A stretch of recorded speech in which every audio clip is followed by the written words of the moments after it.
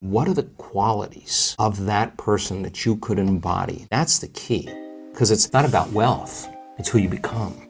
It's the becoming process. It's the overcoming. That attracted that. You got to turn the battleship around, because most people say, I can't feel grateful for my wealth because it hasn't happened yet. That's the hypnosis. Waiting for the experience to happen to feel grateful. Well, that's Newtonian. That's three-dimensional reality. That's cause and effect. The quantum, you got to feel it in order for you to experience it.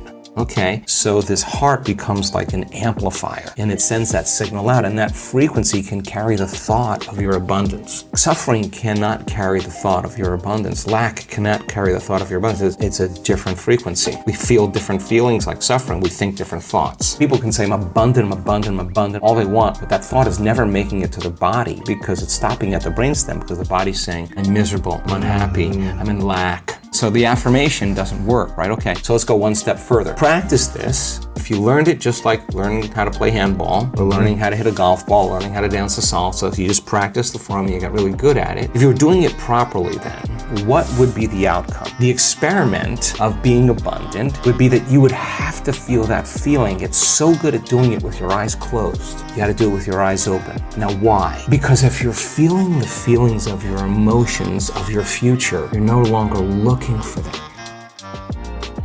Because you're in the future now. Your body is so objective that it's believing it's living in that reality where you are abundant. And as long as you feel that emotion, you're not separate from it any longer. You're no longer in lack.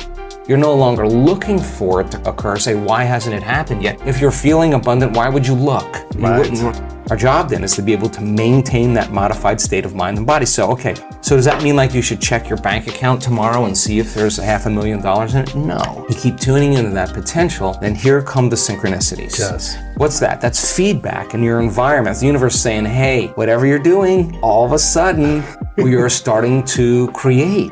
And I think it's so important for people to remember that they're the creators of their lives instead of the victim of their lives. The victim is saying, I'm feeling this way because that person or that circumstance, or I don't have any money, is causing me to feel this way. This is my relationship with money. What that really means is I'm using my lack to reaffirm my dependency, my addiction, my conditioning. And that's my relationship with money, is that I put my attention on money because I don't have it. The relationship with money is, of course, built on lack. So when they don't have it, they feel bad. What they're really saying is my outer environment, my reality is actually controlling the way I feel and the way I think. So Louis, why are you in a good mood today? Things are going good. Why in a bad mood? Things are going bad today. This unconscious program of victimization is saying that we're allowing our environment to influence the way we feel and the way we think. Isn't that what victimization is? And the stronger the emotion we have to our lack, the more we put our attention on the fact that we don't have it, right? Yeah. So then the person has forgotten that they're creating reality, because what they're creating is lack. And they're creating more of it. And then they try harder and they force harder and they're breaking down. So the experiment then is, let's try it another way. Let's create from the field instead of from matter.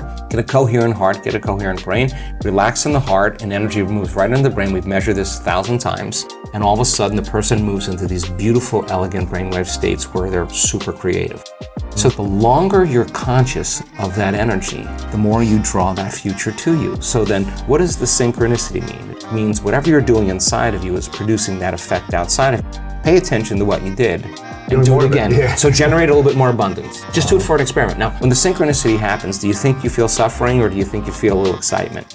You feel inspired. That synchronicity is saying, use this energy, use this feeling. It should be easier for you to feel this now, and go back and do it again. Keep the experiment going. Then here comes the promotion. Here comes the email. Here comes the person you meet at the right time. Whoa, we have something happening here. And then that becomes the momentum. So then we generate abundance. That's how we do it. We generate abundance. If you have an hour meditation where you're tuning into your abundant future, but then you're spending the other 15 hours a day in lack, don't expect anything to change. You defaulted. You're back to the old energy. And if you say it's that person or that circumstance or that bank account, I'm going to say you're back to the unconscious program of being a victim. So then let's go a step further.